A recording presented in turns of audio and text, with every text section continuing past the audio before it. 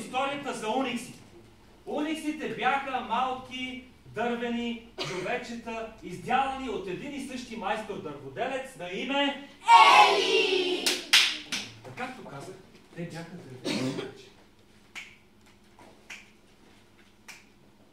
Много интересни, специални и различни. Готови ли сте, деца? Забравих, че са на режим стоп. Готови ли сте, деца? Да!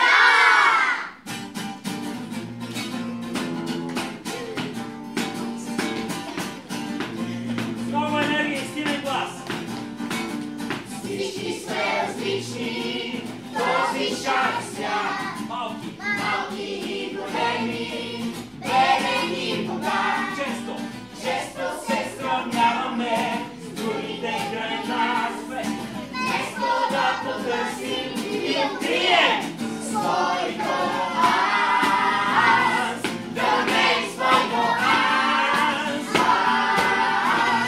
Да не своето аз. Да не своето аз. Да живее с пълна газ.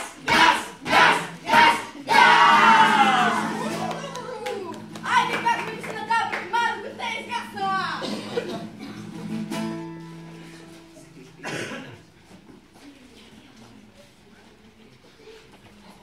Как ви се струват тези уникси? Виж ги само, Ели. Да. Нищо не разбирам. Какво ги кара да си го единстват на съд зелено? Това, че всички други го правят.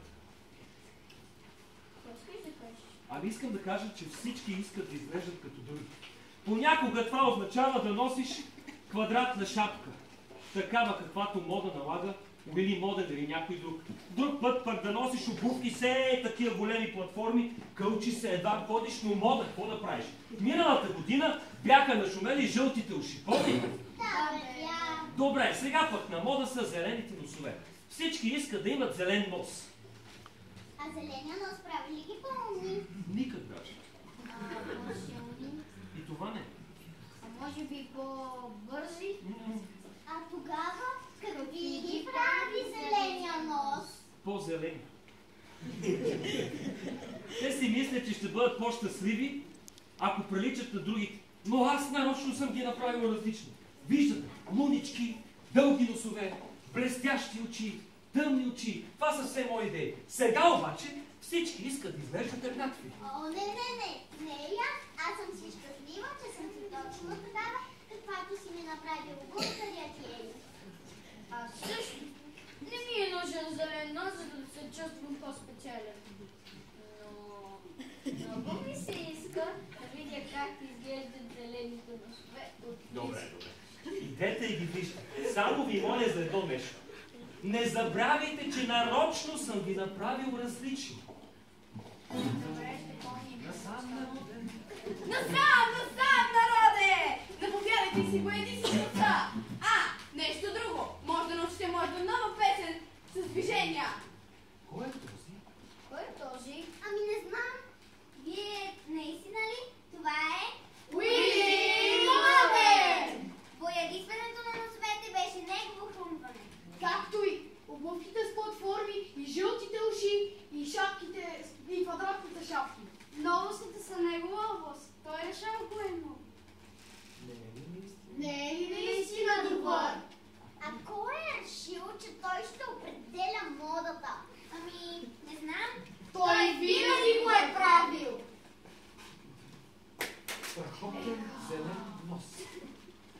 Айде, батарието, който иска да се боядисва.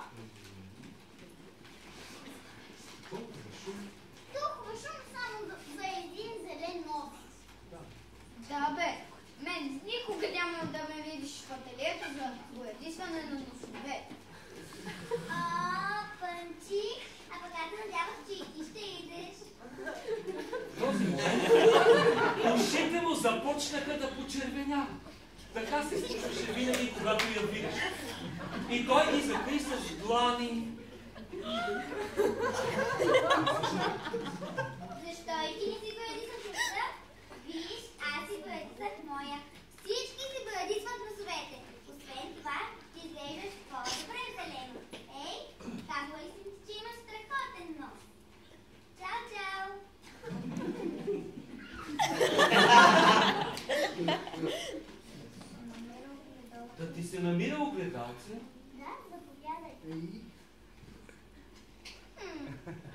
До сега не ми е правило впечатление, че носът ми наистина изглежда блед. Нали? Глупости, Панчинело, да си върви. Народе! Нали ви обещах, че ще учим една нова песен за движения? Хайде сега! Напред, назад, а после встрани.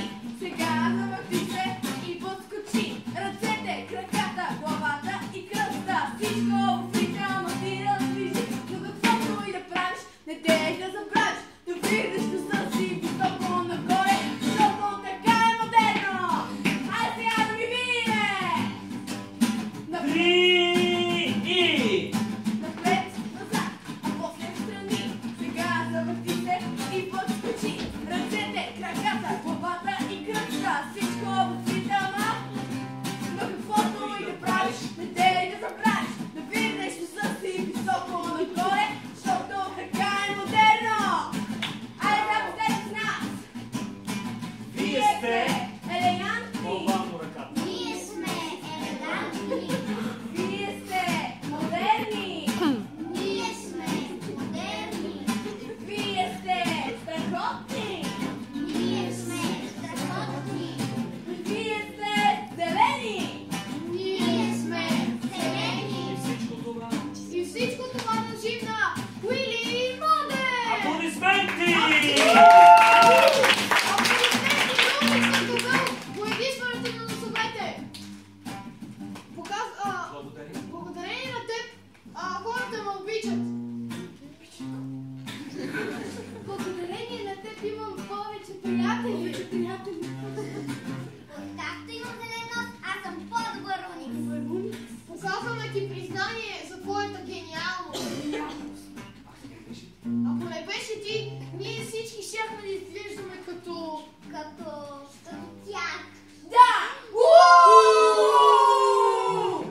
Аплодисменти за Уили Модер!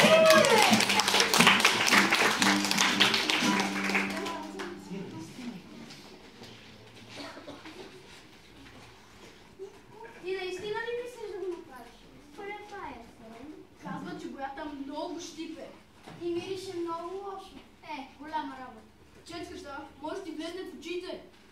А пък боята се маха само с шмика.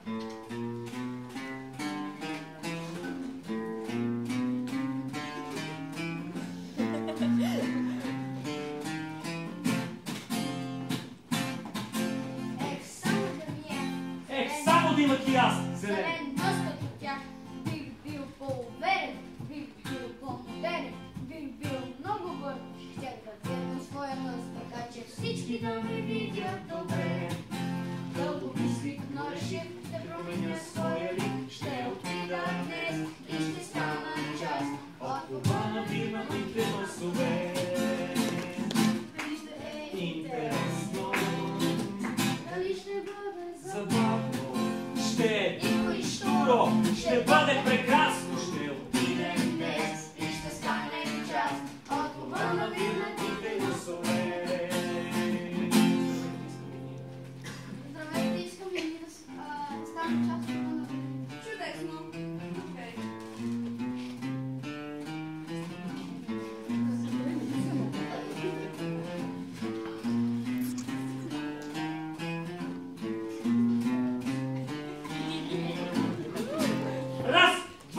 Раз, два, айде момчета, по-стегнато, брадичката нагоре, вирнате носа, погледа е горд.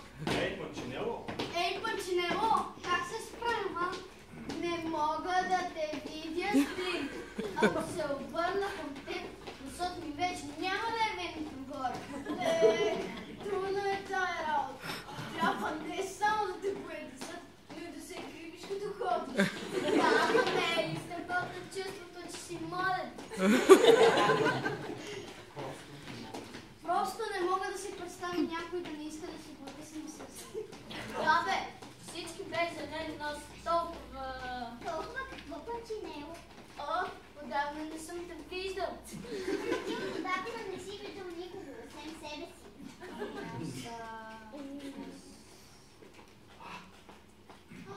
Момчета,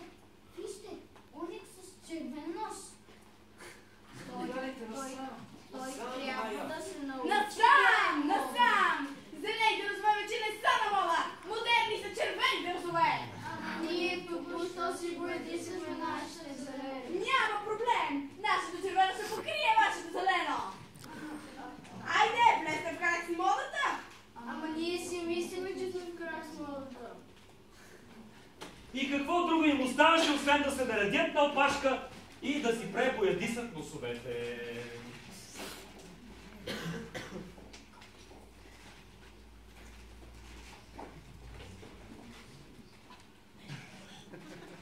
Няколко дена те бяха много щастливи, докато един ден не видяха нещо ново. Уникс с шарен нос. И така се наложи отново да пребоядисат носовете си. След това от мода излезе синьото и влезе розовото. След това жълтото, после оранжевото. След време те имаха толкова много пластове, боя по носовете си, че просто забравиха как изглеждат истинските им носове. Това трябва да е последният свят. Толкова ми дотегна от всичко това. Искам и сносът ми да беше отново нормален. И на мен не се иска. Трябваше да послушам Ели. Мислите, че би ни помогна? А защо не го питате? Лусия! Той пита за теб всеки ден. Ядоса ли е? Не ядосвам, но е тъжен. Каза да ти кажа да отида при него. Мога ли да взема и приятелите си? Разбира се, че може. Хайде, ще дойдете ли с мен? То се знае. Лусия, толкова се радвам, че имам такъв добър приятел като теб. И аз се радвам. Ели! Да! Виж кой е дошъл да се види. Заповядай, Лусия! Виж кой е дошъл да се види.